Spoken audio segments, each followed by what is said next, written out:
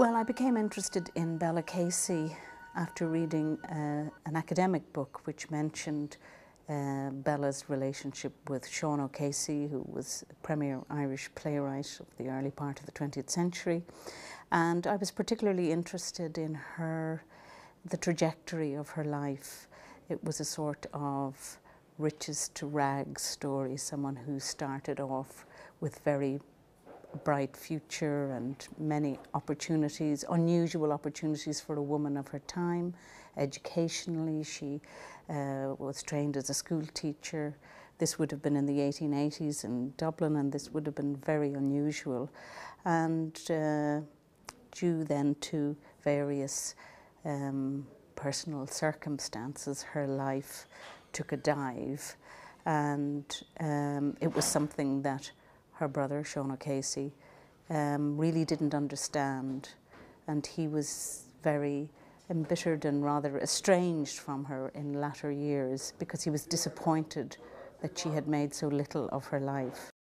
Very frequently, readers will ask, and this is particularly true of historical fiction, you know, which parts of it are true and which parts did you make up? And I say in relation to Bella Casey that, well, first of all, I say, does it matter? Does it matter which parts? If you knew which parts, it's a novel, so it's all made up at one level, although it's based on real people. So with Bella Casey, because I knew the outline of her life, I remained true to that, because I felt ethically, I think you have to do that with real people. But when you don't know, when there are gaps, and there are many gaps in Bella Casey's life, then I felt free to invent. And for example, there's a rather dastardly reverend in the story of Bella Casey who is totally fictional. He's a total invention of mine, even though he comes from the autobiography by Sean O'Casey, who mentions that there is a priest at the school where Bella works who is making her life difficult. Now, he doesn't say in what way. So I just took a narrative opening there and thought, well, in what way could a man make it difficult for a young teacher? And so that character was created out of that.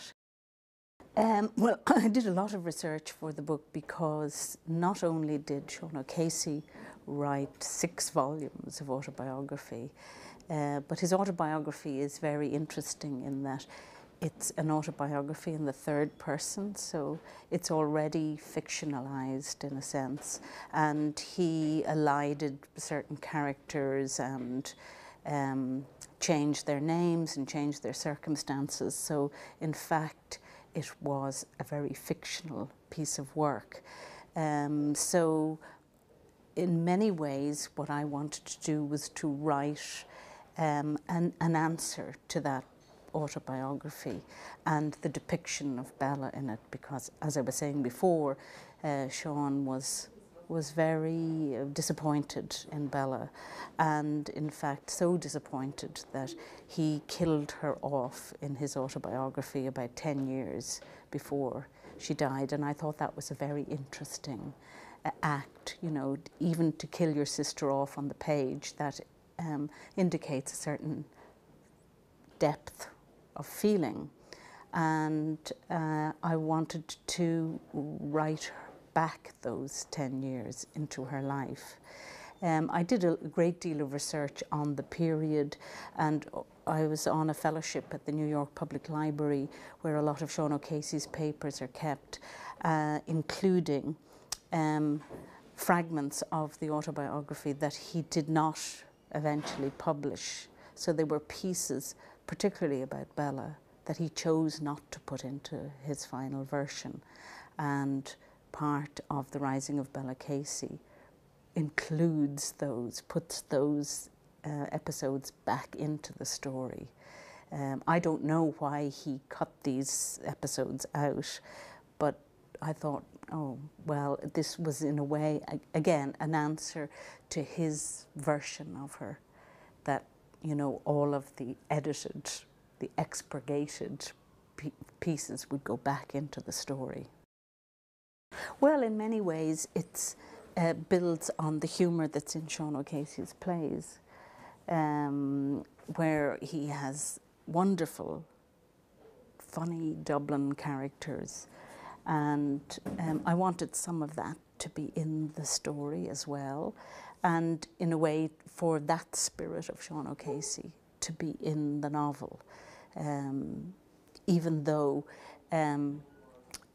I didn't initially want Sean O'Casey to be a character in the novel. I felt in the end that it was clearer for the reader to make the drama between the brother and the sister manifest in the book. So in the novel you're seeing Sean O'Casey trying to write about his sister and in many ways sort of failing to write or having great difficulty, and perhaps that's something got to do with my difficulty in writing the book, because I found it a difficult book to write. Well, I think about Bella is that she is not an entirely likeable character. She's quite a snob, and she's difficult and high-handed. She's also feisty and has a sense of herself which is constantly being assaulted by by the Reverend Leaper and by society at large, which, you know, has a very restricted role for women. And I think she's different in that sense from other female characters I've written about, in that I wrote a novel called The Pretender about the woman who claimed to be Anastasia, the daughter of Tsar Nicholas. And that was essentially a book about the power of delusion, because I felt this woman managed to spend her entire life claiming to be Anastasia, even though it was proved after her death by DNA that she couldn't have been. And I realized to sustain that kind of fantasy, you would have to believe it yourself, and that her great power was that she was able to convince other people. And she was actually a much easier character to write, because madness is actually, I think, easier to write than, you know, more protean sort of everyday characters like Bella, who are, you know, slightly flawed. They're a little bit snobby, and they've got notions of themselves. And well, I think that among Irish writers, I would say for his style, I would look to John Banville, because I think, you know, he is sort of the king of the beautiful sentence. And I would say it's very hard for me to say whether he has influenced me. He is someone to whom I would look up to. And I am a great believer in stylistic language, beautiful language, because I think that's style is what separates one writer from another, you know, which is what, it's our signature, the style of the writing.